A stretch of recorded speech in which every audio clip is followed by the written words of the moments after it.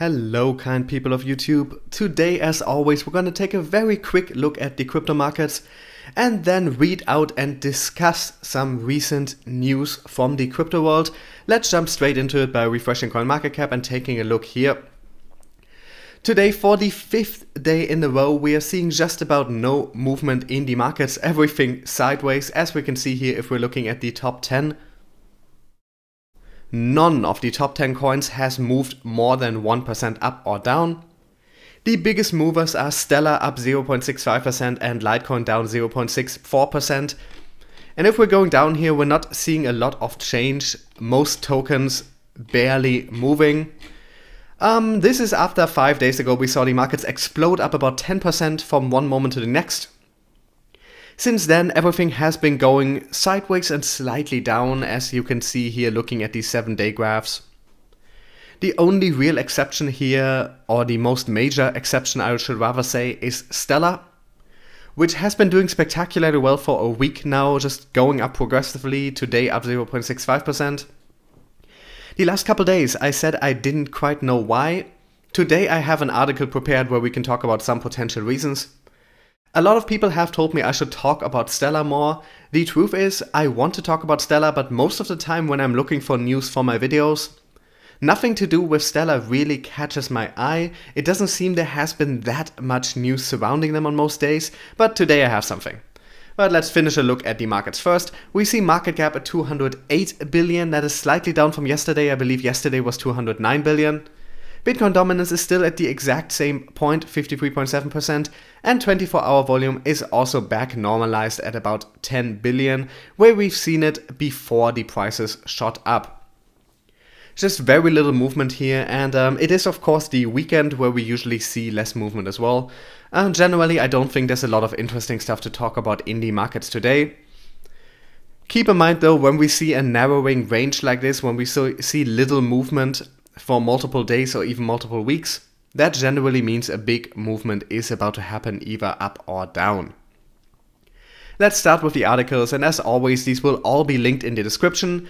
In the description you will also find ways to support the channel if you might like my videos. There is a Patreon link if you want to give a small monthly donation, that is greatly appreciated, and there are some perks coming with that, so make sure to click on that link and check that out. But back to the articles. Stellar Lumens' most impressive recovery throughout the market, Fidelity rumor.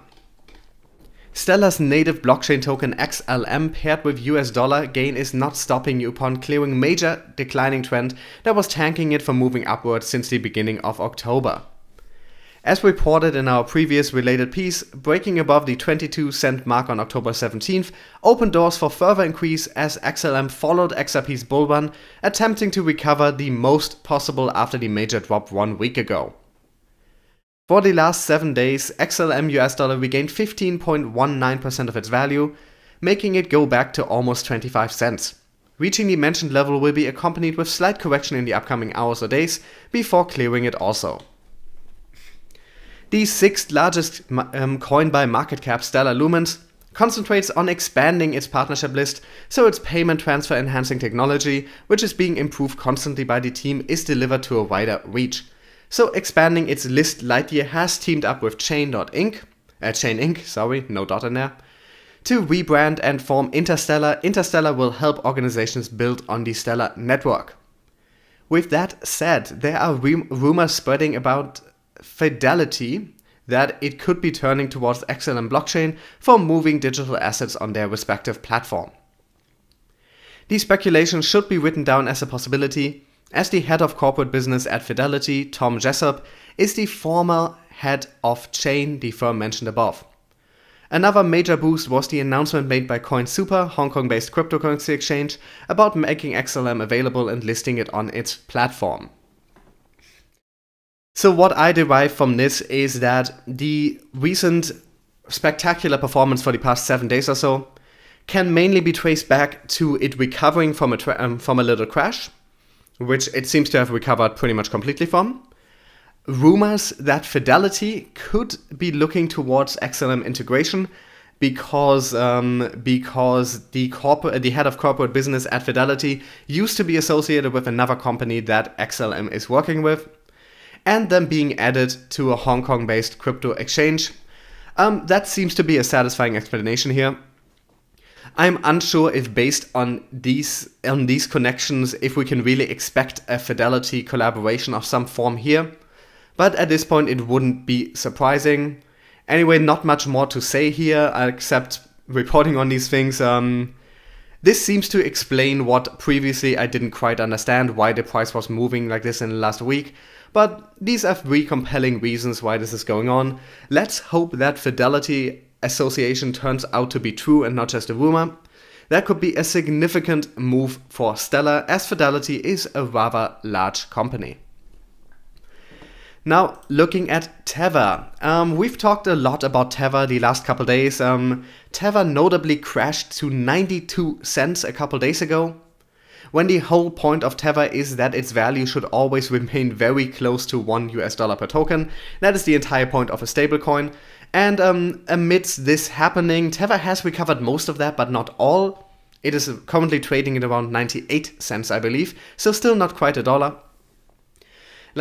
Among this happening, there has been new and increased discussion around Tether in general, and around some red flags around Tether, most notably that nobody has actually been able to verify that Tether really is backed by the US dollar.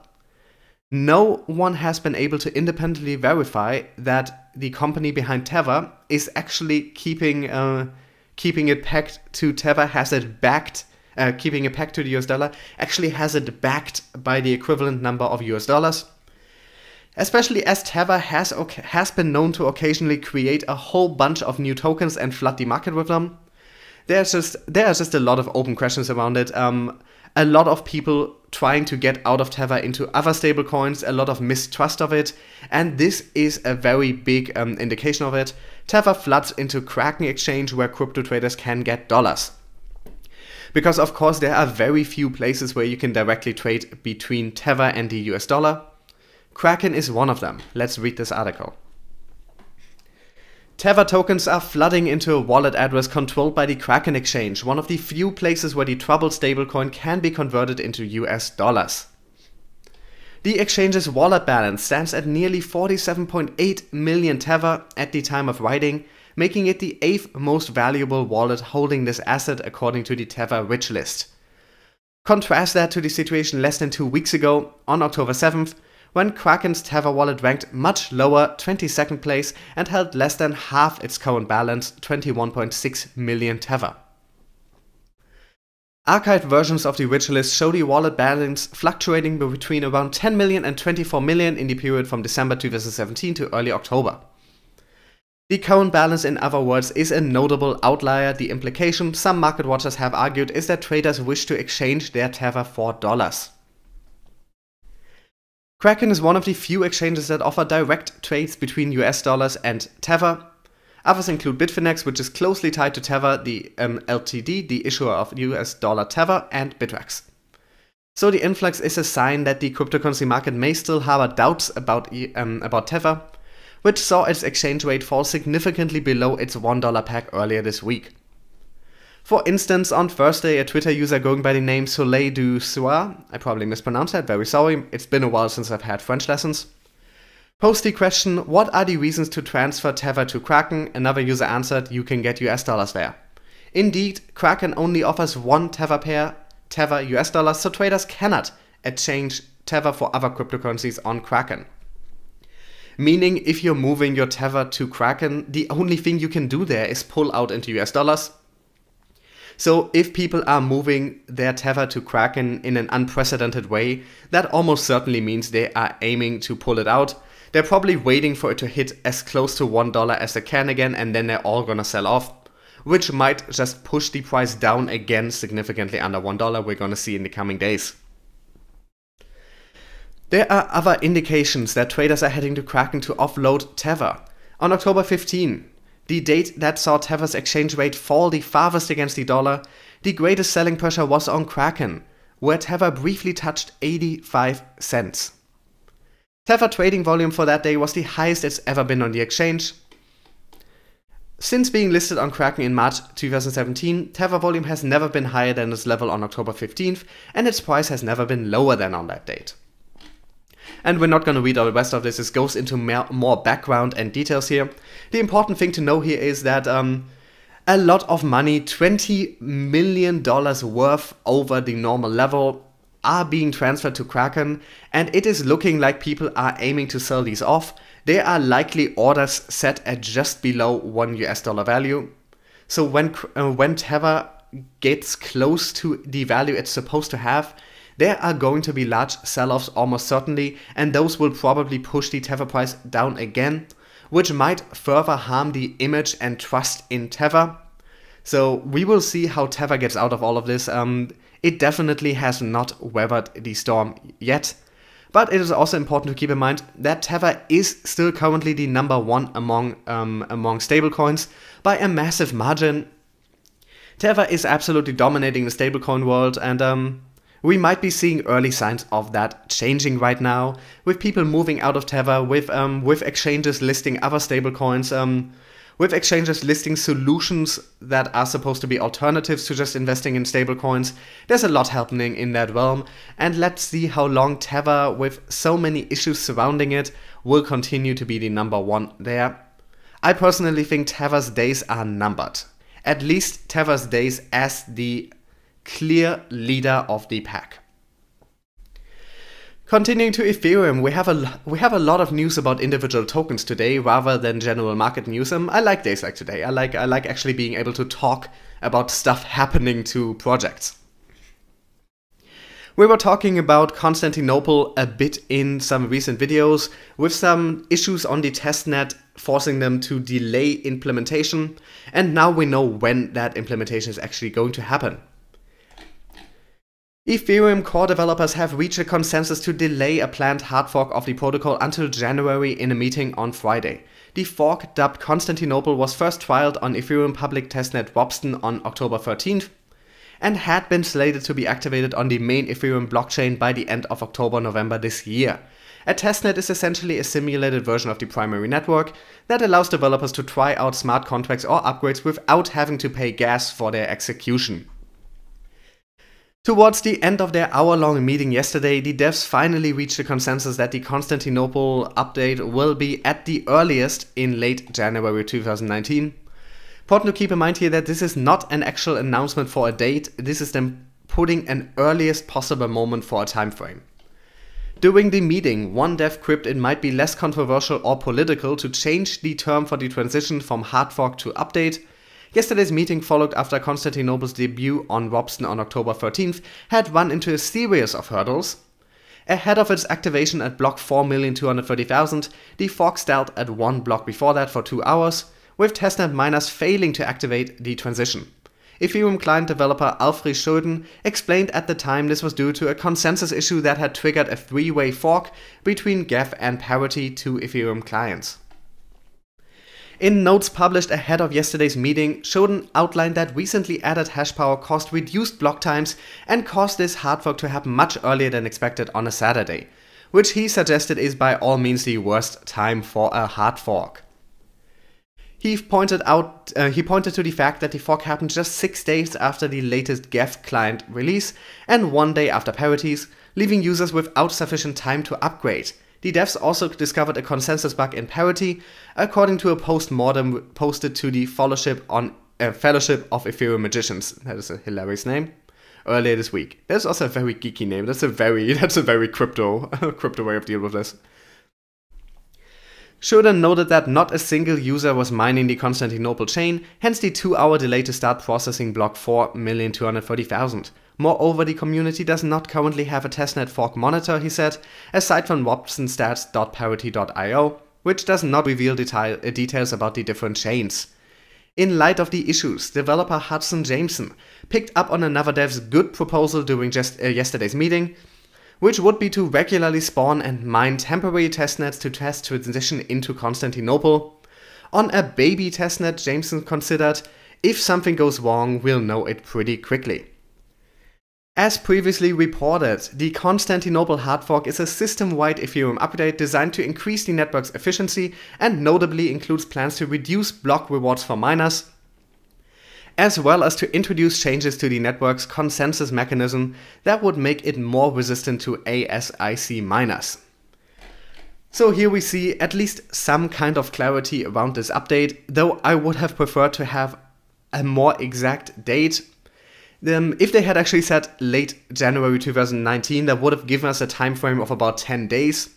Now they are saying late January 2019 at the earliest. That is very vague, and I think I speak for a lot of people invested in Ethereum or who want to potentially invest in Ethereum when I say that all we want is some clarity about the future of this token.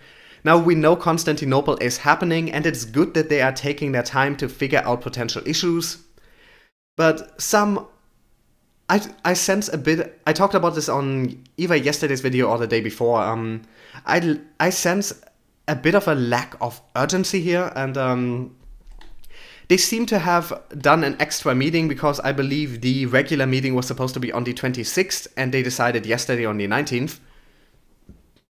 But it still took them a whole 6 days between running into serious issues by trialing Constantinople. And there wasn't just one issue, they had multiple issues.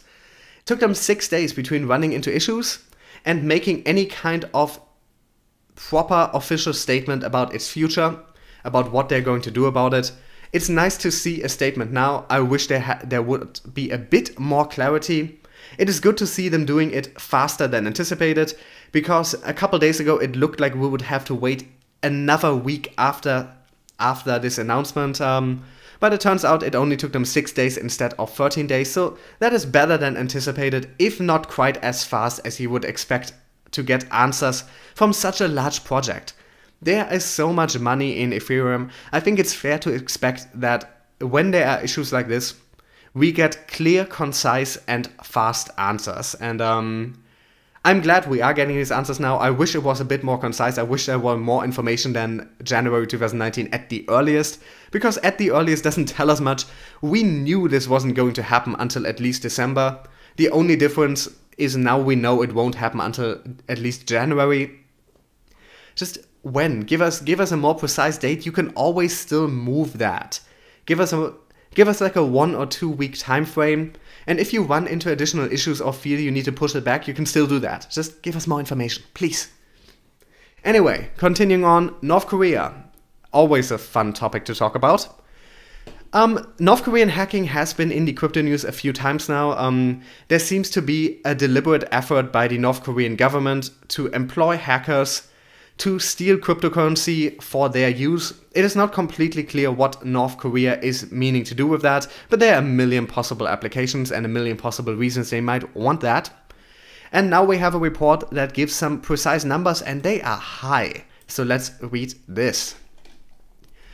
North Korea's infamous hacking group dubbed Lazarus has managed to steal over $500 million in cryptocurrencies, a report indicates. According to an article published Friday by the Next Web, the coming annual report from cybersecurity vendor Group IB sets out that Lazarus was behind 14 hacks on crypto exchanges since January 2017, reaping a massive $571 million from the attacks. The news backs up claims from officials in South Korea, who said in February that North Korean hackers likely stole tens of millions of dollars worth in cryptocurrencies in 2017. As reported by CoinDesk, the country's National Intelligence Service said that phishing scams and other criminal methods had yielded tens of billions of won in customer funds. Is won the local currency? I'm actually not sure. Authorities were also probing whether the same hackers were behind the January hack of the CoinCheck exchange, which saw over $500 million in cryptocurrency taken, though Lazarus wasn't specifically mentioned. More generally, Group IB also indicates that $882 million in cryptocurrency were stolen from exchanges in total from 2017 to 2018, according to a summary of the report obtained by the tech news source. The security provider said the numbers of attacks targeting crypto exchanges is likely to rise further, with hackers of more traditional financial institutions such as banks being drawn to the space seeking big gains. The summary also looks at the methods used by hackers in order to carry out their attacks, saying spear phishing, social engineering, and malware are the most widespread tools of the illicit trade. The next web cited the report as saying that spear phishing, targeting individuals or organizations with malware delivered via an email attachment, is the major vector of attack on enterprise networks. It adds, after the local network is successfully compromised, the hackers browse the local network to find workstations and servers used working with private cryptocurrency wallets. Now, the really troubling thing about this is that all kinds of phishing attacks, if your staff is well educated on tech, on computers, on online safety and privacy, most of these could be averted. These kinds of attacks are attacking the human weakness, the human element, and they are hoping that someone is, maybe not quite stupid enough to open it, because there are some very advanced phishing techniques. I mean, it is possible nowadays to get an email that looks like it was sent by one of your contacts, that has an attachment that looks perfectly legitimate, and you open it and suddenly they can attack your network. But in general, a lot of this could be averted if people trained their staff better. And especially for stuff like crypto exchanges, where you're dealing with large amounts of money that are stored electronically, you would hope that there would be better education, better safety measures going on. But anyway, let's read the rest of this article quickly. Furthermore, says Group IB, hackers have made off with 10% of the funds raised by ICO platforms since early 2017, with phishing the most common means of attack. The firm reportedly suggests that overkeen investors have been rushing to participate in token sales without paying sufficient attention to their security, often falling foul of tricks such as fake websites. For example, one such fake targeted would-be investors in the major ICO launched by Telegram, as reported in March. Group IB further warns that mining pools could prove a tempting target for hackers, saying bad actors could employ 51% attacks to take over networks, as has happened at a number of crypto projects this year. So bottom line here, there is a lot more illicit activity around crypto hacking going on than ever before, and it is only likely to continue getting bigger and bigger, becoming more of a problem than it already is. The main targets do seem to be exchanges, which makes sense, of course. If you're attacking an exchange, you can run off with tens of millions or hundreds of millions in one go, while most private investors don't have access to that kind of money. But just stay careful, stay safe, be very vigilant when you're doing anything with your crypto, or when you're doing anything with a computer that has a crypto wallet on it. And that is the message here. We could speculate all day what North Korea is specifically trying to do with the crypto that they're hacking. They could be aiming to implement 51% attacks. They could just want the money. There's many things that could be happening here. I don't really want to speculate about that. But we have a last article today, and it's about two other tokens that aren't really in the news much. We have news around Salt and Dogecoin, or as I like to call it, Dogecoin. And the title is of course very punny here. Such borrow, many loan. Crypto lender Salt now takes Dogecoin, or Dogecoin, but I want to call it Dogecoin, as collateral. And Salt is a project that I have personally been quite fond of, but that hasn't had a lot happening around it. I got into Salt relatively early. I saw a lot of potential there, but it has been pretty quiet around the project. I don't know how much has been going on around it, and I have to be honest here, I also haven't quite looked for news around Salt lately, so I might have just missed them because they're not one of the top tokens. So stuff around Salt doesn't usually get top news treatment, so a lot of stuff might have been happening that I just missed. But anyway, Salt is actually on top of the news pages for once, because they are now taking Dogecoin as collateral, and let us read this as the last article of the day. Cryptocurrency investors have another way to access capital without having to liquidate their portfolios. Salt Lending, which has issued more than $50 million in blockchain-backed loans, is capitalizing on the liquidity in Dogecoin and has begun offering loans in US dollar collateralized by longtime crypto darling Doge. Dogecoin's profile has been on the rise in recent months as investors have flocked to the altcoin while leaving others out in the cold. Salt promoted the coin addition subtly on social media by adding Doggy, a Japanese dog breed Shiba Inu, who is the Dogecoin mascot, to its Twitter profile. In addition to Dogecoin, Salt also supports loans backed by Litecoin, Bitcoin and Ethereum. The majority of loans are collateralized by Bitcoin, though some loans are collateralized by Ethereum, Litecoin or a combination of the three. We are excited to have Doggy as our newest collateral type, Jennifer Nielsen, Salt's chief marketing officer, told CCN. Doggy boasts a market cap of 500 million and trades on many popular cryptocurrency exchanges with one notable exception, Coinbase. Well, can we really talk about Coinbase as being a notable exception when they are missing so many of the major coins? There's some issues around Coinbase, let's not talk about them today. While rumors have been circulating that Dogecoin community leaders are pursuing a Coinbase listing, the Doggy team rebuffed those claims. In the announcement, Salt described Dogecoin as an internet sensation, one whose value has recovered in 2018 while other altcoins have suffered. Doggy, whose value is up approximately 80% since mid-August, has made its way to the top 21 cryptocurrencies, having recently surrendered the top 20 spot to Zcash. And we don't really need to read the rest of this. The important news here is that Salt previously only had 3 major cryptocurrencies as collateral, and now they're adding Dogecoin as their first major addition in a while. Now, like I said, I think Salt is very exciting because Salt offers loans that are backed with crypto as collateral. This means crypto is being used as collateral for something that resembles a more traditional financial product. And I think this brings the crypto world some much needed maturity. And I'm always very excited when projects like this turn up. Like I said, I am personally invested in Salt, so keep this in mind. I'm invested at least a tiny bit in most of the major coins that we're talking about here. I don't think I'm usually invested enough to really bias my reporting on them, but just keep this in mind. Whether I'm talking positively or negatively, I have some holdings in a lot of these tokens, just usually not enough to really color my judgment in my own opinion, but keep it in mind, I want to be transparent here. Anyway, very exciting news for Salt, and let's see what more Salt has up their sleeve. I mean, 50 million in loans is a pretty tidy amount, and I'm hopeful that Salt will continue growing, giving out more loans, accepting more different tokens as collateral. I think that company, that token, has a potentially very exciting future ahead of it, and it's interesting to see Dogecoin or Dogecoin get like the kind of attention that it hasn't really gotten in years. Like a couple of years ago, when it was one of the few major tokens, Dogecoin, I mean, obviously it was always a meme, it was always a joke, it was always fun, it always had a very engaged community.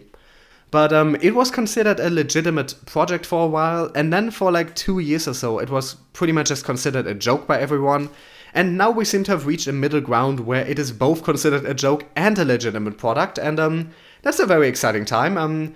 I'm not sure to which degree Dogecoin technologically really deserves to be considered a legitimate project. Or let me rephrase that. It's not that Dogecoin isn't a legitimate project. It has fine technology behind it. It's a basic first generation essentially token.